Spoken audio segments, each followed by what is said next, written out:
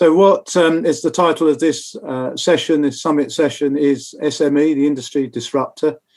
I put an exclamation mark at the end of it because I think there is a massive discussion around what we as a sector are doing, but in particularly what the SME sector could do to perhaps change thought. So I'll come on to that in a bit more detail in a minute. If we can go on to the introductions, we've got an incredibly strong panel. If you can change the slide for me, I can then introduce the colour change. There we go. So just to explain, the session's 45 minutes. What we want is for people to open up, discuss, ask questions. We will try as a panel to answer those questions, and hopefully it will give all of us, me included, some inspiration and thought leadership for taking things forward. The event, as you will be aware, is being recorded and they will be available next week. So if it is of value, you'll be able to use that hopefully within your own organisations and so on. So moving on to the introductions. The guest panellists, we've got Ben Coombs, Director of MacConvilles, and Dr. Rehan, and I won't try and say your name because I tried it earlier and I couldn't, so I'll leave that there. Operations Director of ZPods Limited, Spencer Bryan, Associate Director of Paul Basham Associates, Val Luca, Managing Director of PiLON, and Michael Hogarth, Director of Modus. All of these guys were finalists in the SME of the Year award, which we will be presenting at 5:30 this afternoon. Having been involved with the whole process and seeing all the submissions, incredibly good submissions and really difficult to judge, I could tell you guys. So if you obviously there's only one winner, but I can assure you you're all right up there. But we'll bit more of that later on. If we move on to the next thing, which is the idea of having a bit of a ask the audience and doing a poll. So this is a question really to get us started and ask you to respond to it, and let's see what sort of thoughts that you guys are having. So it is fundamentally, what is your organisation's focus for change? Interested to know. I suspect that probably it's some or all of those, but try and pick out the one that you think is the biggest focus. Oh no, that is interesting. Am I surprised about digital transformation? Probably not. Slightly surprised net zero carbon isn't further up, but yeah, some interesting. And MMC, not so much. So yeah, interesting. Thank you. The thought of the day, or really my sort of opening gambit here, is really asking the question is, should we be wasting a crisis? There's an opportunity, I believe, in using this unfortunate crisis that we've found ourselves in actually taking that opportunity to make positive change. So that's where I'm sitting. I haven't given you too much more to say on that because I think it's really asking people to get involved. There are some questions that I'm going to ask the panel just to get started, and then people can join in. The key to this is actually understanding the disruption that the SME sector can provide in producing a better industry for us all. Some of us have been involved for, perhaps some people might say, for too long, but going right back to Egan days, when Egan and even Latham beforehand, which came up with better ways of working, teamwork, collaboration, cutting out waste, starting to work more effectively. And a lot of you and a lot of us will have done that in various forms over the years. Interestingly, from that poll, the digitisation bit has probably been the bit that was missing back in the day when Latham and Egan were talking about it, and the efficiencies that are coming out of digitisation, and that includes BIM and as well, and monitoring of projects and so on, that all of those things have enabled real change to start to happen. So that was all happening prior to the issues that we now face. And then we had Brexit, and then we've got COVID. And the reason why I've sort of put in there is that in my main thought, that is this not a crisis, not an opportunity, is that it seems that we've accelerated quite enormously this whole process of change. But what does that mean? There are a few questions here that we've posed. So, what do customers want, or perhaps need? Do we ask, or do we tell customers what they need, or do we ask them what they want, and then try and satisfy that? Are the customers the right people to be asking that, or perhaps professionals should be taking more of a view of Apple and Tesla, where they have developed the product and given people what they didn't even know was possible? Has anyone got any thoughts around that? I mean, that customer focus, is that the key, or do our customers not matter? Anyone want to kick off? Have I got any? Yeah, I'll kick off, Malcolm. I'm Michael from Modus. I guess my initial thought on all this, and being a small business that's been set up relatively recently, is that our whole premise and the reason we're growing based upon reputation is really about what we offer to clients, and maybe going above and beyond what we think other competition do. And in terms of your question on what the customers want, from our point of view as a consultancy who provides a service rather than a product, they want strong, robust advice throughout the whole project life cycle, which I think every consultancy gives. But going further than that, I think what we really pride ourselves on and offer, which I think is hopefully why we get repeat business and our reputation is increasing, is through other simple things like meeting deadlines, being proactive and taking active roles in projects maybe that go further than our remit does, being available for our customers. Customers don't seem to like sending emails and getting phone calls and not getting responses. So I think having that to and fro with customers is really important to them. And one thing to maybe think about is that our customers generally are employees of a business themselves, and they're looking for, should I say, an easier way of working, or they want an easier life to be able to have a better work balance. And therefore, if we can make our lives easier for them, that is what I think sort of sets us apart in helping our clients and give us the repeat business and reputation that we're looking for. Yeah, very interesting. Is there anybody else that sort of wants to pitch in about how they're doing things differently, how their customers service and how that works? Has it changed from how it was 10, 15 years ago for some of you? I think I would probably just echo some of Michael's comments, really, in that people want that good level of communication. They want to be understood, but sometimes as a client, that's not all clients, but some clients aren't particularly educated, and they don't know what you can't ask for what you want if you don't know what is available. So you have to give and educate clients at the beginning. You have to give them shopping lists. It can't just be the lowest price, which is so often the case. You have to be able to say, look, actually, there are some things that you really should consider doing. In our opinion, look at these things. You can be adding things to the service. Don't just go lowest price. That's not best value.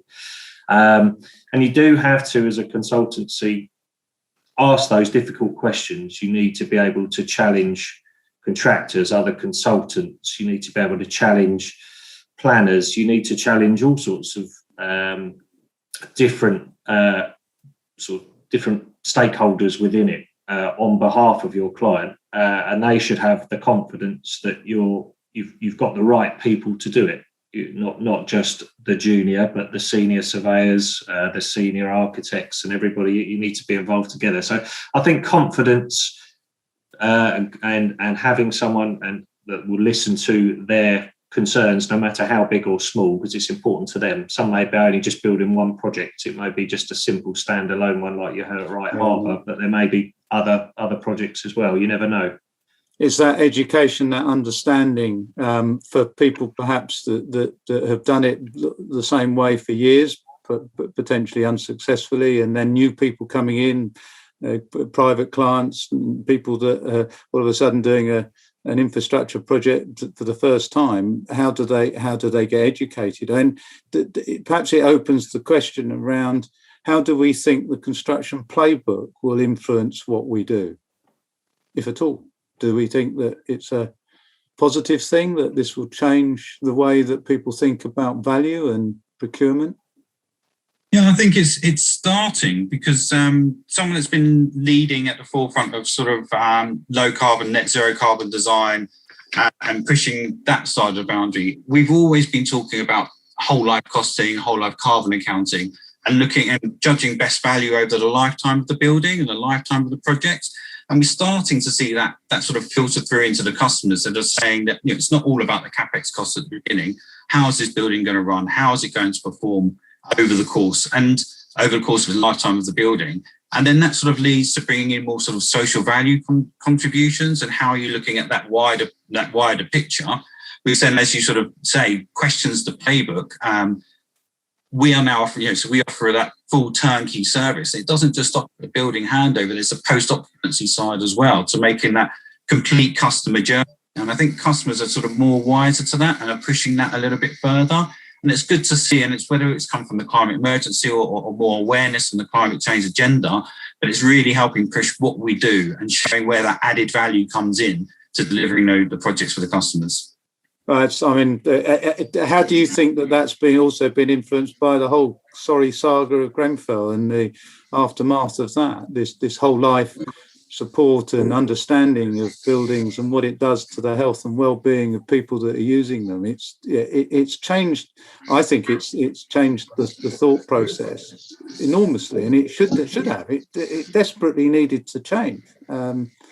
The way that the unsustainable business model has been operating for the last 30, 40 plus years has actually been dangerous. It's been dangerous for the businesses themselves in whether they can make money and survive. It's been dangerous for developing and encouraging new youngsters and new people into our industry. It's been dangerous for the people that are living and using the buildings that we've built. And it's, as an industry, I think, are absolutely in a dreadful place. Having said that, the opportunity for those like people in the panel and a lot of the companies that we come across, that to take what we've all been banging on, I suspect, for some years about better quality, better value, understanding the difference between a good fire door and a bad fire door, whatever it might be. It's actually isn't it now our big opportunity to really ram home the positive changes that can be made that will make our buildings safer, make our industry more exciting to be in, and more dynamic. And one of the things that I think has come out of COVID for us in a positive sense is that our industry has hardly missed a beat. And now we're even more flat out than we were before. And in fact, so much so, we've now got a problem with materials and costs and everything else, and skills. But once that all settles down, surely the option of going into construction and having a sustainable career is far greater than it was pre-COVID, even pre-Brexit.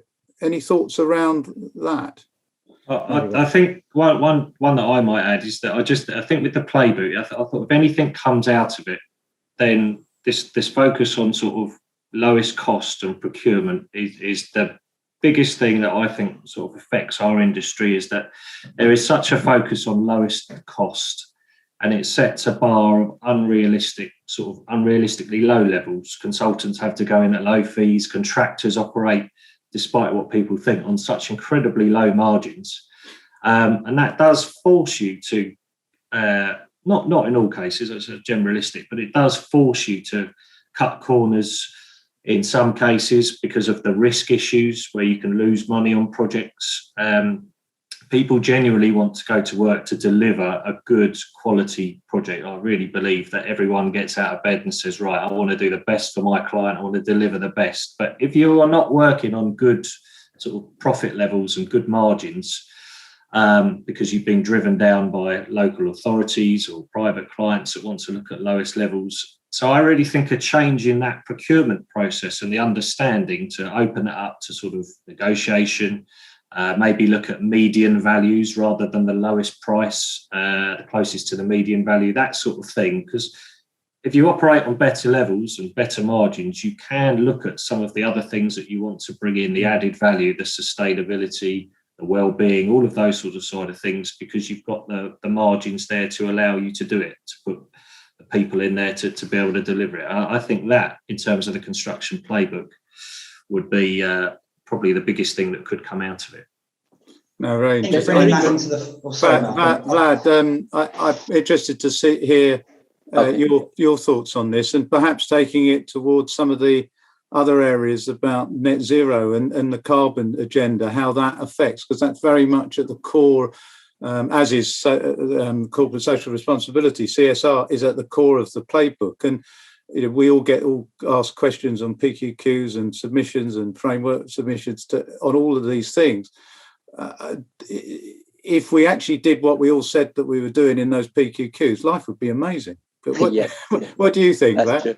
So I was trying to basically, there is definitely a shift in, especially for our business. We're looking to, there is a shift in terms of that price is not now the critical base. So most of our clients, they are looking into shifting the quality price on 60, more for now 70% quality, 30% price, which I think it's something that it's going farther and farther. You still have quite a few that are still looking into the best price, which, we will never be on 100% of the people looking to 70 or 80% quality.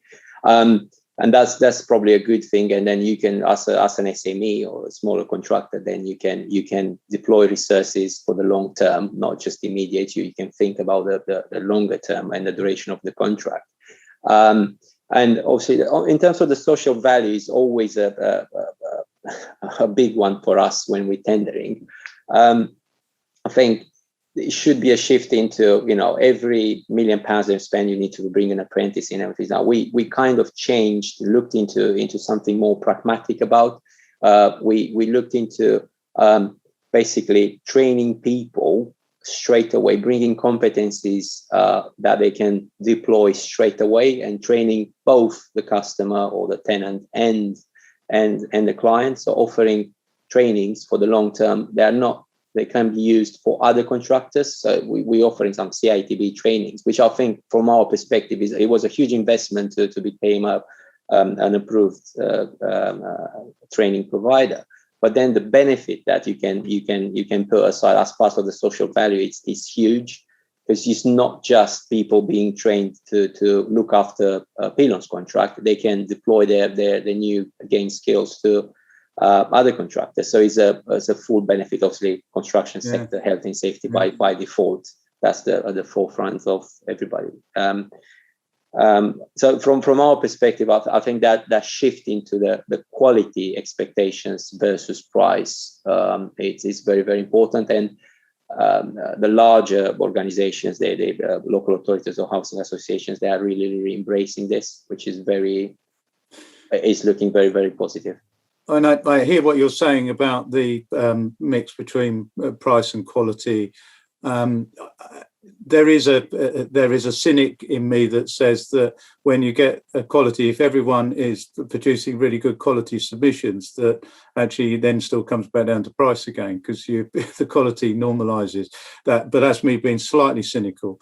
What I believe is that actually we should be much more influenced in our selection, and that's whether it's us as being contractors, but or indeed our supply chain, we should be much more influenced by key performance indicators of how people are delivering, and the measure and the selection of people to do something should be about the performance that they're achieving elsewhere, not just about what they're going to potentially do on the project that's ahead of them. So it's a bit like when you go to buy a car, you invariably, particularly us, well, in fact, we all do. We all look at the stats. We all look to see how fast it goes from 0 to 60 and how much petrol it uses. And that's and how much it costs to service it. But if you actually start to put that thinking into the selection of people to do the building process and produce a product, it starts to make a bit more sense. Spencer, the issues we haven't really got into the net zero targets and what that might do to changing all of this. Have you got any thoughts around that? You're muted. Thank you. I tend to agree with a lot of what the panel said, and I think there's got to be a legacy that comes out of the pandemic that we've experienced, and I think there is a prime opportunity for the SME as a disruptor or possibly even as an enabler to bring about this change. And I think just touching on the last point, it's no longer a sort of transactional relationship. It's more about a partnership and how you can work with clients and realise the value that can be achieved and understand how best to meet their expectations. And certainly for us and a carbon zero agenda, the government's looking at a 78% reduction by 2035 and zero net carbon by 2050. We're seeing change in the fuel that we're going to be putting into our cars this year. Car manufacturers are changing. So that's very much on a global scale. But what we do have is the opportunity to influence at a local level, and that's working with councils. That's enabling and supporting and influencing developments as they come forward. We're going to see a slight shift change, I think, in people's working behaviours, how houses are designed to create workspace opportunities at home, developments coming forward that are much more integrated and providing better facilities and services.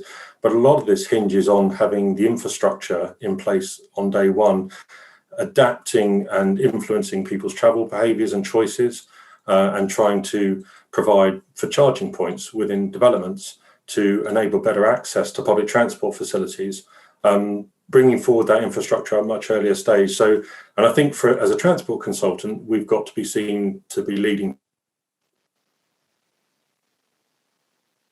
from the front and having our own, authorities about. So for us, it's very much working within policy, but it's taking councils on that journey and engaging with them early on to enable developments to come forward in the right way and to achieve some of those net zero carbon reductions. And we've got our own sustainability policy, lots of companies do, and that we touched on KPIs, and it's about performance, but it's about how do we achieve the wider goals of that business or the industry as well as the development comes forward.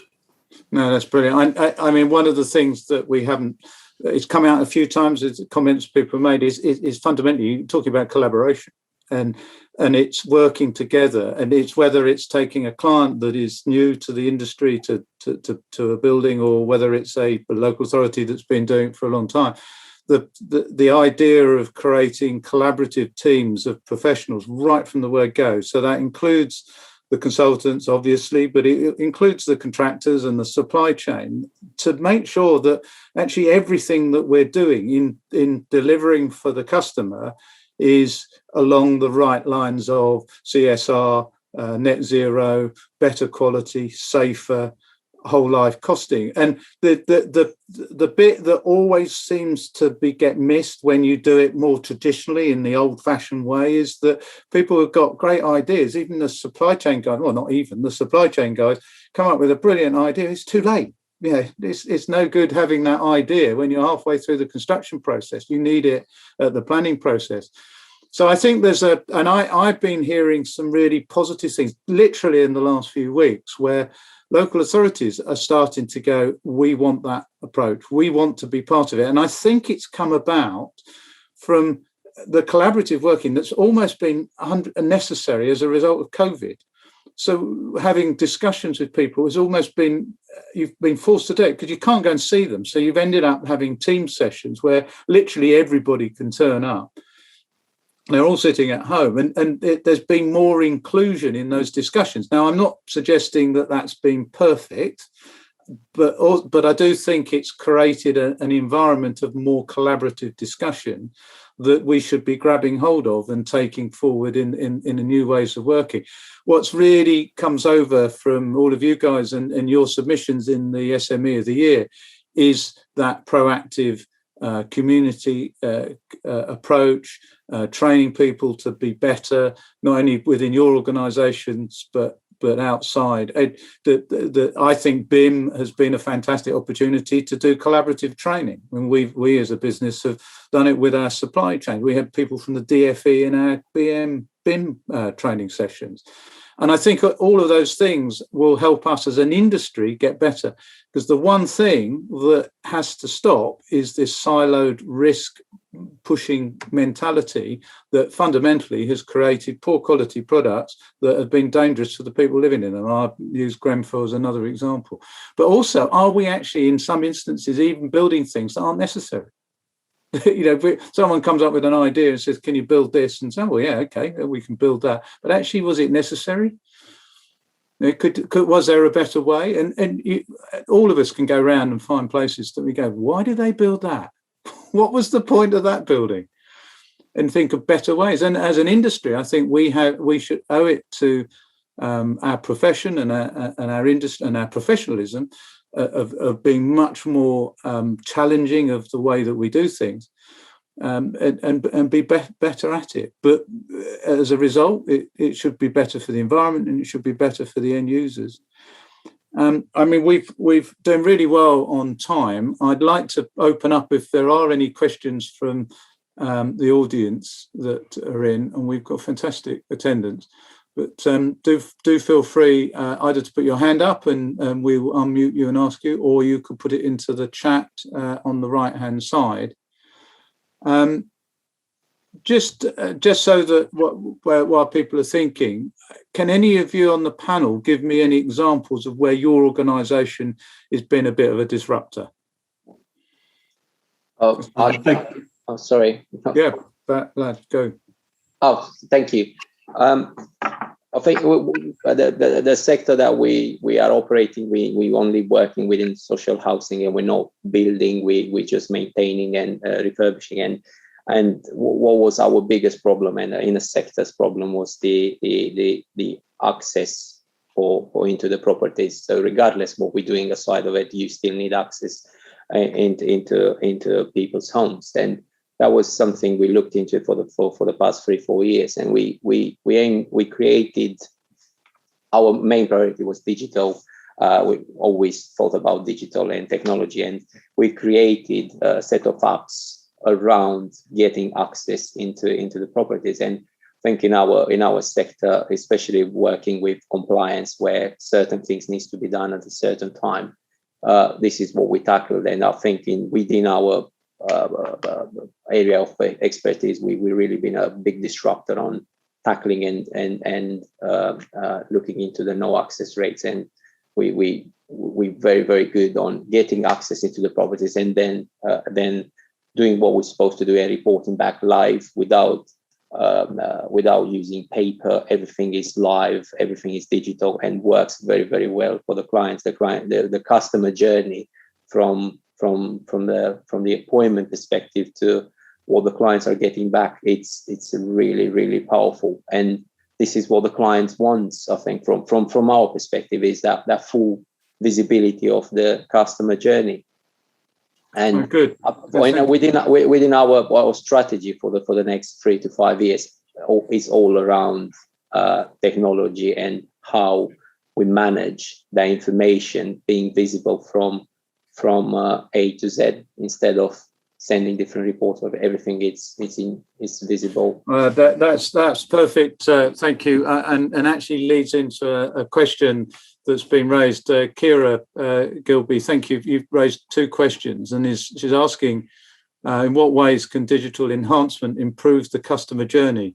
Do we run the risk of losing the personal touch that SMEs pride themselves on being able to offer? I mean, I think you've probably answered that question in what you just said there, Brad, but has anyone else got any other thoughts as to how the digital world is actually improving, or maybe it's not?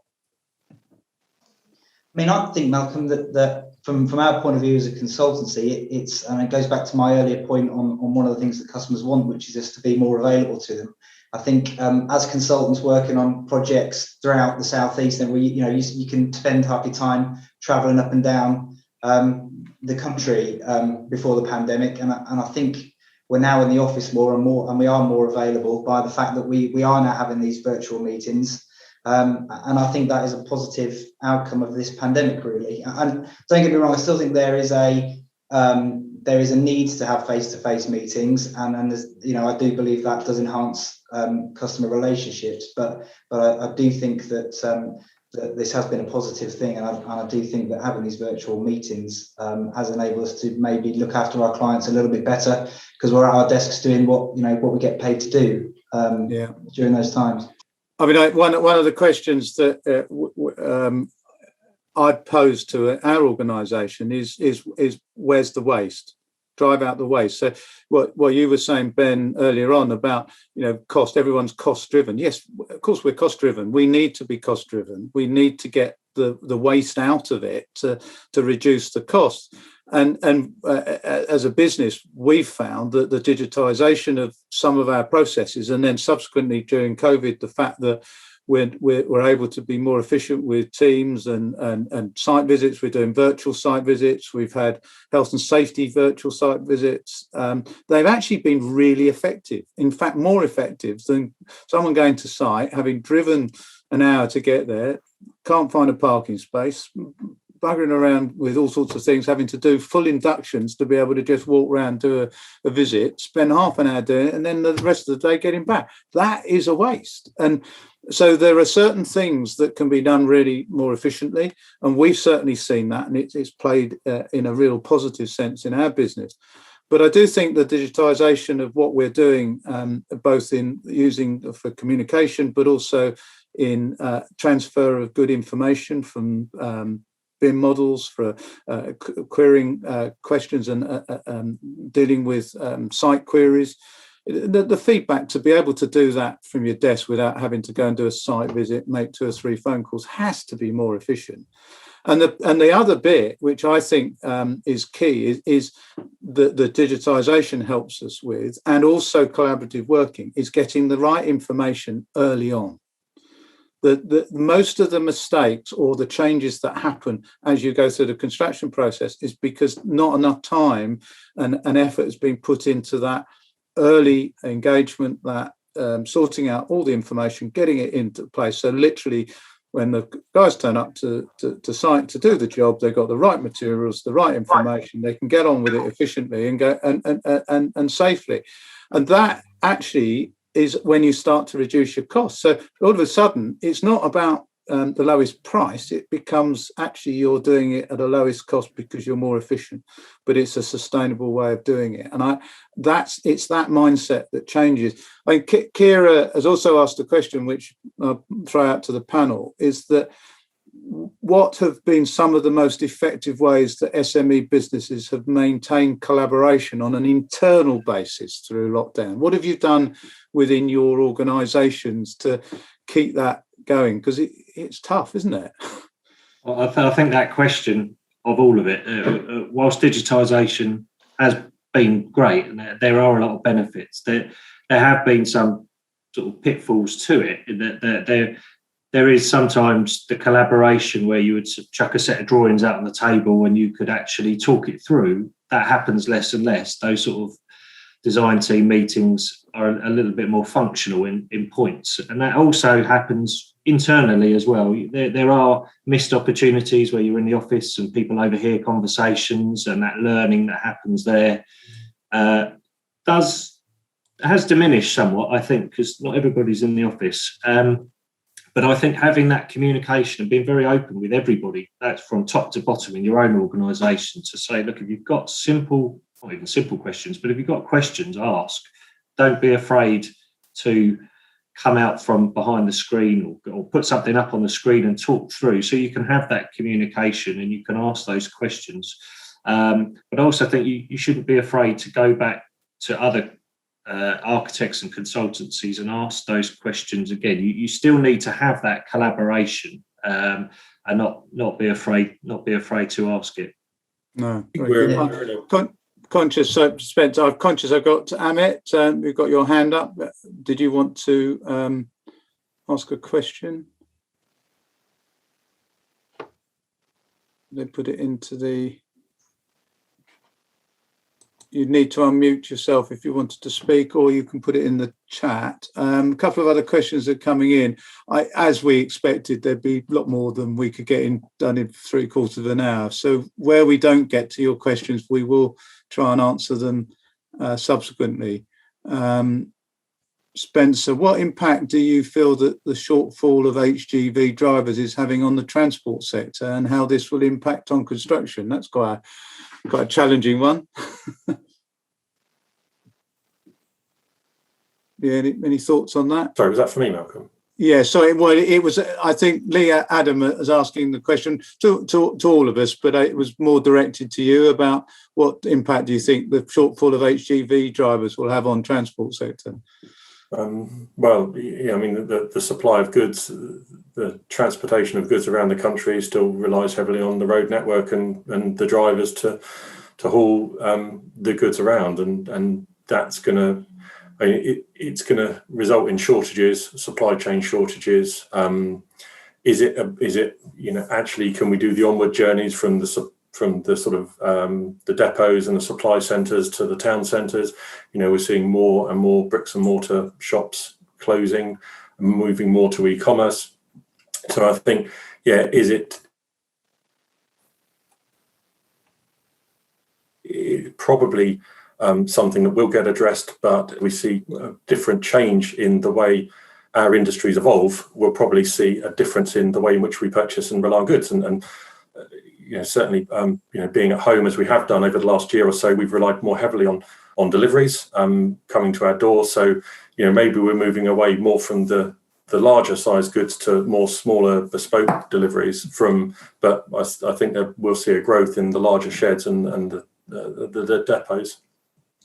One of the things that we're finding as well, and that what you don't want when you're experiencing material shortages, is the combined problem of finding the materials you need and then not being able to get them where they're actually needed. And that sort of impact in the supply chain and projects and timelines and deadlines is very significant. If there's block shortages and you find blocks but they're at one end of the country and you then can't get them to the other end of the country, it creates a problem. Yeah, no, it's a massive challenge. I mean, it's a subject on its own. I've had another question from Martin Wickens. Are buildings too complicated? Does something like Grenfell show up that none of the professionals seem to know the science and the regulations that apply? Are operatives capable of using only the simplest of techniques that comply with all of the performance criteria, e.g. external walls need to be weatherproof, good thermal insulation, structurally sound, fire resistant, proof, etc.? I think if in answer to that, I think the complication comes from not understanding the science. You're absolutely right, but also not discussing it and understanding it right from the word go.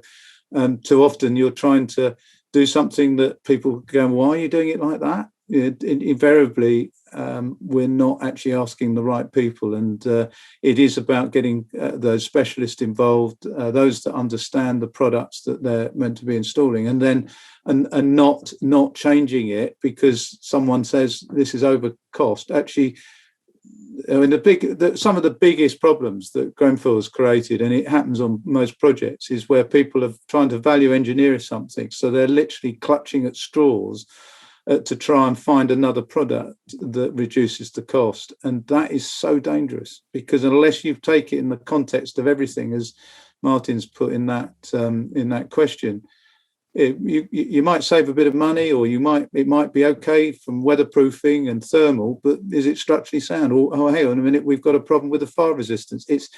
It's so important that is dealt with as a team and collaboratively with all those professionals that know what they're talking about.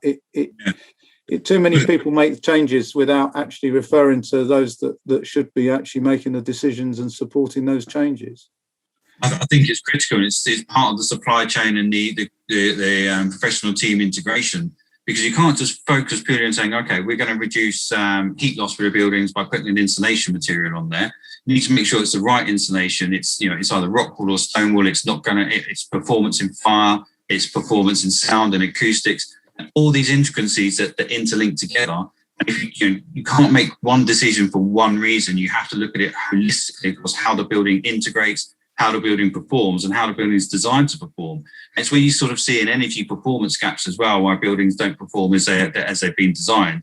Because you need to make sure that you're taking all of those different factors into account. And it's something that we've led from on terms of building different buildings in different places, but also then having to take into account all the different constraints and regulations that have to apply to that, and making sure you design out anything that creates a fire load, create the same environmental and a fire performance as well, and instill that in the heart of the design team and make sure that that's part of the ethos. And digitalisation helps with that, because again, you can integrate the supply chain, integrate the designers, integrate the consultants at an earlier stage, and have that communication across the design, across the delivery, to show that you can utilise that technology in terms of communication, as well as in terms of digitalisation, as well as in terms of BIM, to make that building holistically work.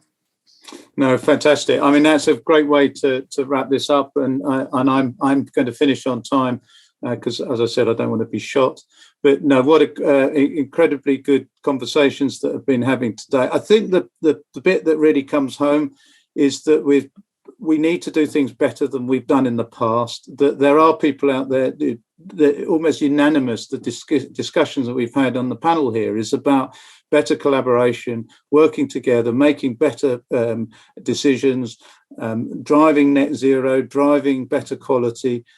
All of that plays into delivering something that's very special. So on that note, I will bring it to a close. Thank you for everyone that's joined us this morning, and we look forward to hopefully you joining us at 5:30 for the awards itself. There is the People's Choice Vote button as well. If you wish to do that, please have a look at the link in the chat. But thank you, panellists. Thank you again for all those attending, and hope to see many of you later on this afternoon. Take care.